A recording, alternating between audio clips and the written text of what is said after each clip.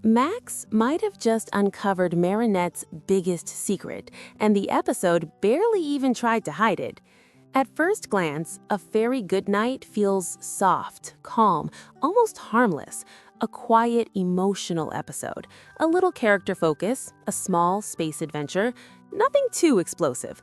But if you slow down and actually pay attention, the details start stacking up in a way that feels intentional, almost calculated.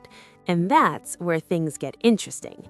The episode opens with Max in his room, and everything about that space tells you who he is before he even speaks. The green lighting, the digital glow, the perfectly organized shelves, the symmetry. Even his checklist appears structured and methodical. Nothing random, nothing chaotic. Green isn't just aesthetic here. It signals logic, analysis, controlled thinking. Max doesn't just live in his room, he operates in it, like a system, like a processor. And here's why that matters. We already know from season 6 that Max is autistic. That single revelation recontextualizes everything. His need for structure, his discomfort with sudden emotional shifts, his reliance on patterns. Change doesn't just surprise him, it destabilizes him. So when his mother talks about becoming an astronaut, about leaving Earth, about literally creating distance between them, this isn't just a proud moment, it's disruption, massive disruption. Watch his eyes in that classroom scene. He's not crying, he's not dramatic, but he's calculating, processing, running possibilities. Space means distance, distance means routine changes mean instability, and Max does not ignore instability. Now here's the subtle shift. When Ladybug later hesitates before choosing Pegasus, it feels small, almost invisible. But why hesitate? Pegasus is the obvious choice for a space mission, so why that microsecond pause? Was she unsure, or was she thinking about something else, something more personal? Because let's be honest, if there is anyone in that entire class capable of accidentally figuring out Ladybug's identity through pure logic, it's Max. He sees patterns faster than anyone. He calculates probabilities subconsciously. He connects behavior changes, timing gaps, emotional inconsistencies. Marinette disappears, Ladybug appears. Marinette knows things she shouldn't. Ladybug trusts Max deeply. Marinette defends Max emotionally. Ladybug gives Pegasus permanent access to the horse Miraculous. That's not random trust, that's layered trust. And think about this. Max is one of the only characters who doesn't rely heavily on emotional bias. Adrian is blinded by love. Alia is blinded by loyalty. Others are distracted. But Max analyzes. So when he sees Ladybug in space, when he observes her reactions under pressure, when he notices the hesitation before selecting him, could that be the moment the pattern locks into place? There's also something very subtle in how he carries himself during the episode. He isn't overly surprised when Pegasus is called. He isn't overwhelmed. He steps forward with confidence, almost like he expected it, almost like he anticipated being chosen. And then there's the emotional core. Marinette stepping in to support him during his anxiety, Ladybug placing strategic trust in him during battle. Two identities, same behavior pattern, same protective instinct, same tone of reassurance. Max may struggle with sudden change, but one thing he does not struggle with is recognizing repetition. The episode keeps framing him as observant, focused, quietly aware. And when a character like that is placed at the emotional center of a story involving secret identities, that is not accidental writing.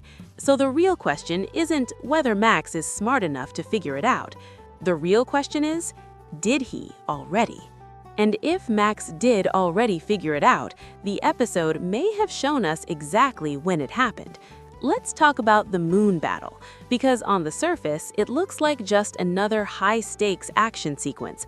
Low-gravity flips, flashing weapons, lunar warriors with crescent blades, Ladybug and Cat Noir glowing in their space upgrades. Visually stunning, fast, distracting. But distraction is sometimes the point. The lunar battlefield feels empty, silent. No Paris skyline, no civilians, no chaos, just gray dust and the Earth glowing in the distance. That isolation matters. There are no interruptions here, no noise, just pure observation. And Max thrives in controlled environments, where he can think clearly. Watch how the fight unfolds. The villains move with precision.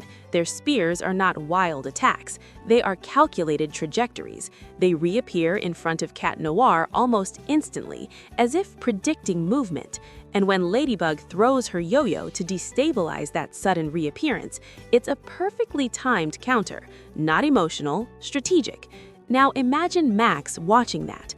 Max understands teleportation. He understands coordinates. He understands spatial logic. Pegasus doesn't just open portals randomly. He calculates entry and exit points. So when Ladybug calls him in at the exact moment she needs dimensional repositioning, that timing is not coincidence. It's synchronized thinking. And here's the subtle detail that feels almost too deliberate. Ladybug does not over-explain anything to Pegasus. She gives minimal instruction. He responds instantly. No confusion, no hesitation. That kind of seamless teamwork usually comes from long-term planning or deep personal trust, and Max would notice that dynamic shift. Because compare it to how Ladybug interacts with others. She often gives rapid explanations, quick clarifications. But here, it feels like she assumes he already understands her thought process. Now add another layer. Earlier in the episode, Marinette is the one emotionally stabilizing Max. Later, Ladybug is the one strategically empowering him.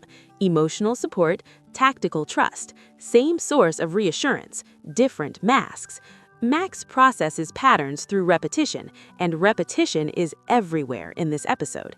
Even the heart-shaped object from his mother becomes symbolic, a reminder that someone can be physically distant but emotionally present. That connection doesn't disappear with space. And that theme mirrors Marinette and Ladybug's dual presence in his life. One civilian, one hero, both consistently showing up for him. Could that parallel be intentional? Or is the episode quietly guiding Max toward a realization about dual identities and emotional constants? Then there's the bigger anomaly. The akumatized power functioning perfectly on the moon. That is not normal. The butterfly's influence has historically felt earthbound, limited by proximity, anchored to Paris. Yet here, on the lunar surface, the villain operates without interference, no signal loss, no instability. That suggests evolution. Either the butterfly Miraculous has unlocked long-range amplification, or someone positioned themselves strategically closer to the battlefield. And if systems are changing, Max would absolutely question the mechanics behind that expansion, because when systems change, he investigates. Now let's address the quiet elephant in the room, Aglaé. She appears again near key emotional moments, not loud, not central, just present. And in a show where framing is rarely accidental, presence equals purpose. If Aglaé is observing too, that creates a layered tension. Two observers, two analysts, one possibly hiding something, the other potentially discovering something. And here's the twist that no one is talking about. What if Max doesn't expose Marinette immediately? Max values stability. Revealing Ladybug's identity would shatter the structure of the team. It would create chaos, emotional volatility, exactly the kind of disruption he dislikes. So even if he solved the equation, he might choose silence, and that silence would be powerful. Because imagine Ladybug operating without knowing that one of the smartest minds in Paris has already connected the dots. Imagine Max stepping into future missions with that knowledge stored quietly in the back of his mind, calculating risks differently, protecting her more intentionally. The episode doesn't give us a dramatic reveal, no shocked expression, no whispered confession, but sometimes the most dangerous realizations are the quiet ones. The camera lingers on Max just a little longer than usual. His expressions are subtle, controlled, almost unreadable, and for a character defined by logic, unreadable means processing something significant. So maybe A Fairy Goodnight isn't just about space upgrades and lunar battles. Maybe it's about a mind quietly solving the biggest mystery in Paris. And if Max has truly discovered Marinette's identity, the real shift won't be loud, it will be strategic. Because once a genius knows your secret, the game changes completely. The only question left is Marinette prepared for what happens when the smartest person in the room stops pretending not to see?